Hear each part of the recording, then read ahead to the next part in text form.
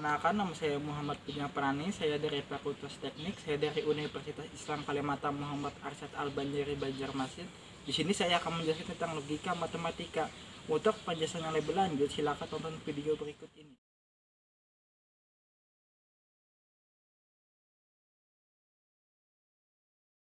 Dan logika matematika. Logika matematika adalah cabang logika dan matematika yang mengandung kajian matematis, logika, dan aplikasi kajian ini pada bidang-bidang lain di luar matematika. Logika matematika berhubungan erat dengan ilmu komputer dan logika filosofis. Tema utama dalam logika matematika antara lain adalah kekuatan ekspresif dan kekuatan deduktif dari sistem pembuktian formal. Logika matematika sering dibagi dalam cabang-cabang dari teori himpunan, teori model, teori rekursi, teori pembuktian, serta matematika konstruktif. Bidang-bidang ini memiliki hasil dasar logika yang serupa. Penjelasan lengkap tentang konsep di dalam logika matematika disertai contoh. Logika matematika merupakan salah satu materi pelajaran matematika yang merupakan gabungan dari ilmu logika dan ilmu matematika.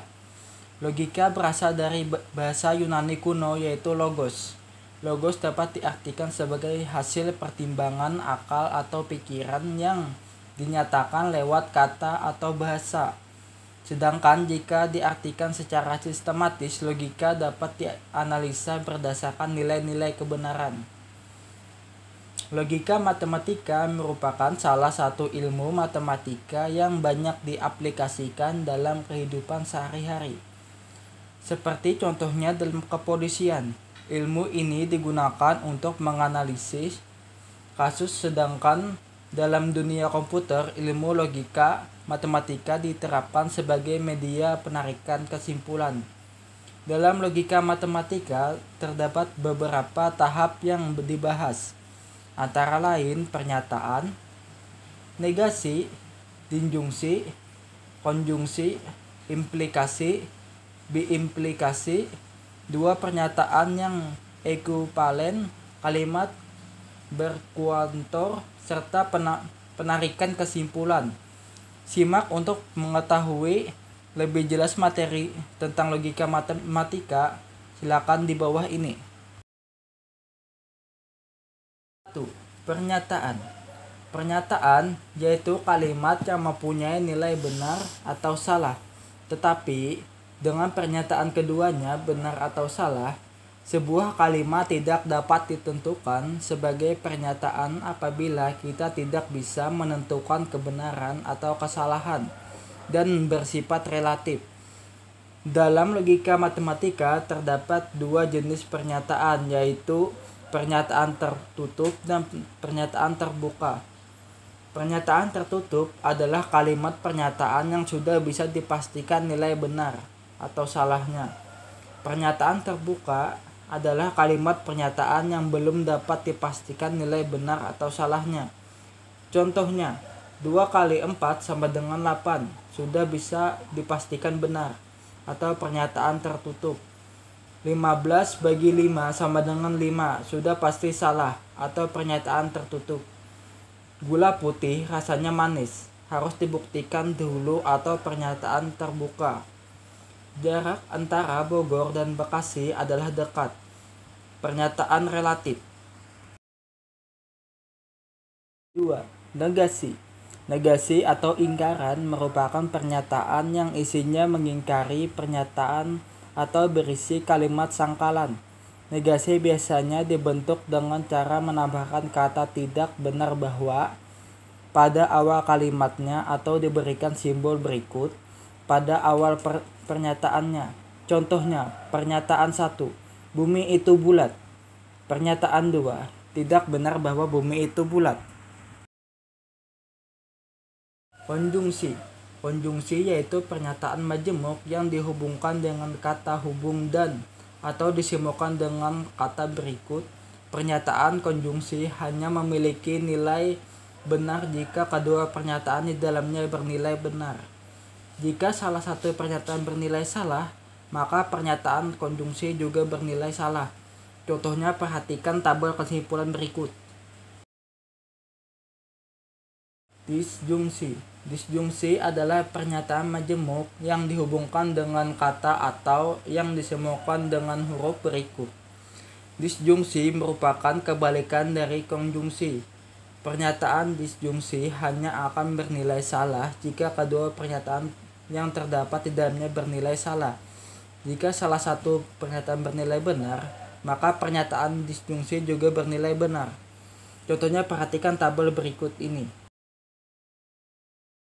5. Implikasi. Implikasi yaitu pernyataan majemuk yang diawali dengan kata jika dan dihubungkan dengan kata hubung maka yang disimbolkan dengan huruf berikut. Contohnya perhatikan tabel berikut ini. Biimplikasi. Biimplikasi yaitu bentuk kompleks sari implikasi yang berarti jika dan hanya jika yang disimbolkan dengan simbol berikut. Misalnya P jika dan hanya jika Q dibaca P, jika dan hanya jika Q. Contohnya perhatikan tabel di bawah ini. 7. Ekuivalensi pernyataan majemuk. Ekuivalensi pernyataan majemuk yaitu persesuaian yang bisa diterapkan dalam konsep majemuk yang dapat dijelaskan di atas.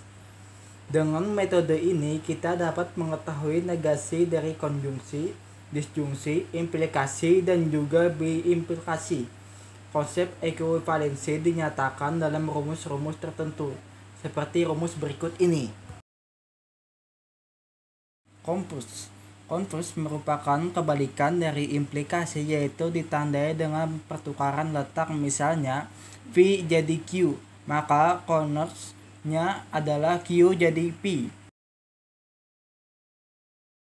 9. Inverse. Inverse adalah lawan dari implikasi. Dalam inverse, pernyataan yang terdapat pada pernyataan majemuk merupakan negasi dari pernyataan pada implikasi. Misalnya, V jadi Q, maka inversenya adalah negasi V jadi negasi Q. Hukum logika. 1. Hukum komutatif. 2. Hukum asosiatif. 3. Hukum distributif. 4. Hukum identitas. Hukum ikatan. 6. Hukum negasi. 7. Hukum negasi ganda. 8. Hukum idempoten. 9. Hukum De Morgan. 10. Hukum penyerapan. 11. Negasi B dan S. 12. V jadi Q sama dengan negasi V atau Q. 13. V jika Q sama dengan negasi V atau Q dan V atau negasi Q. Contoh soal. Tentukan negasi dari pernyataan-pernyataan berikut ini. A. Semua pegawai menggunakan seragam abu-abu pada hari Kamis. B. Semua murid melaksanakan ulangan semester hari ini. C. Semua jenis ikan bernapas menggunakan insang. Penyelesaian. Dalam negasi, kata-kata semua atau setiap diganti dengan beberapa atau ada, sehingga pernyataan di atas menjadi A. Ada pegawai yang tidak menggunakan seragam abu-abu pada hari Kamis. B. Beberapa murid ada yang tidak melaksanakan ulangan semester hari ini. C. Beberapa jenis ikan tidak bernapas menggunakan insang. Sekian penjelasan dari saya. Kalau salah mohon hilaf. Wassalamualaikum warahmatullahi wabarakatuh.